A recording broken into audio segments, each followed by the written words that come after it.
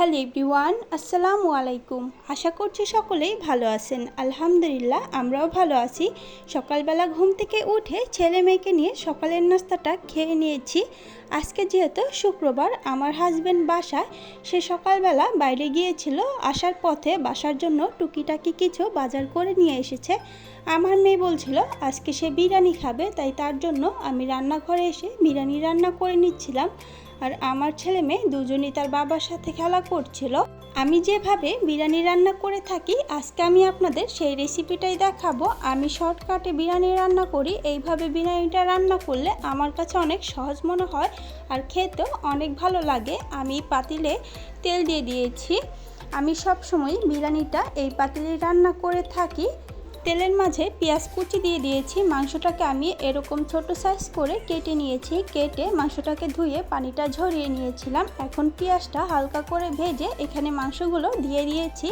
এখন দিয়ে দিব আদা রসুন বাটা, জিরে বাটা আর কাঁচামরিচ বাটা। তারপরে দিয়ে দিব রাঁধুনি বিরিয়ানি মশলা। আমি সবটুকু মশলা এখানে দিয়ে দিয়েছি। এখন আমি এখানে দিয়ে দিব স্বাদ মতো লবণ। লবণটা আমি কমিয়ে দিচ্ছি, পরবর্তীতে লাগলে অ্যাড করে নিব। মাংসটাকে ভালোভাবে মশলার সাথে কিছুক্ষণ কষিয়ে নিয়েছি।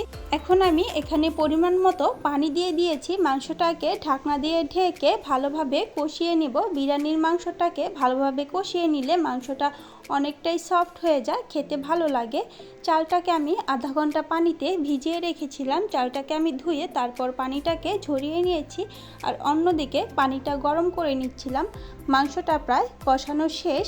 এখন আমি এখানে ধুয়ে রাখা চালটা দিয়ে কিছুক্ষণ চালটাকে ভেজে নেব। আমি এই 1 কেজি চালের জন্য এখানে আমি 1.5 কেজি পানি ব্যবহার করব। এই পানির পরিমাপটা ঠিক থাকলে বিরিয়ানিটা একদম ঝরঝরে আর পারফেক্ট হবে। এই পর্যায়ে লবণটা আপনারা টেস্ট করে নেবেন। আমি কিছুটা লবণ অ্যাড করে দিয়েছি। এখন ঢাকনা দিয়ে ঢেকে দমে রেখে দিব। এখন আমি এখানে কিছুটা ঘি দিয়ে দিলাম। এই ঘিটা আমি নিজে বাসায় তৈরি করে নিয়েছিলাম। বিরিয়ানিটা রান্না করা শেষ। এখন আমি সালাদ কেটে নিচ্ছিলাম। আমার হাজব্যান্ড এইভাবে মাখা সালাদ খেতে পছন্দ করে আর আমি আমার মেয়ের জন্য কয়েক টুকরো শসা আলাদা রেখে দিয়েছি। রান্নাবাড়া শেষ হয়ে যাওয়ার পর পরিবারের সবাই একসাথে মিলে দুপুরের খাবারটা খেয়ে নিচ্ছিলাম। আমার ছেলেটা ঘুমাচ্ছিল, সেও ঘুম থেকে উঠে পড়েছিল। এই যে আমাদের দুপুরের খাবারটা প্রায় খাওয়া শেষ। এখন আমি রান্নাঘরে চলে এসেছি আমার ছেলের খাবারটা রান্না করার জন্য। ছেলেকে খাবার রান্না করে খাইয়ে নিয়েছি। আমার হাজব্যান্ড বাইরে চলে গিয়েছিল। আমি আমার ছেলে মেয়েকে নিয়ে ছাদে এসেছি। অনেক দিন পর এই উপরের ছাদে উঠেছি। বাইরে অনেকটাই বাতাস ছিল, ঘরে কারেন্ট চলে গিয়েছিল, তাই ছাদে আসা। আমার ছেলে তো ছাদে এসে অনেক খুশি আর আমার মেয়ে তো আরও বেশি খুশি ছিল।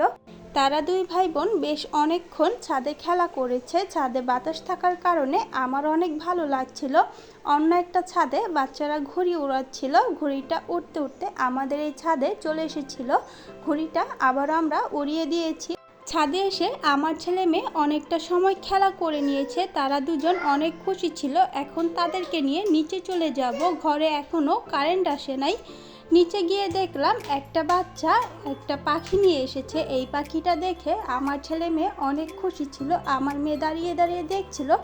এই ফাঁকে ছেলেটা আমার রাস্তা দিয়ে হেঁটে চলে যাচ্ছিল। আমার মেয়ে দৌড়িয়ে আনতে গেল, কিন্তু সে কিছুতেই আসবে না। তারপর আমি তাকে নিয়ে আসলাম।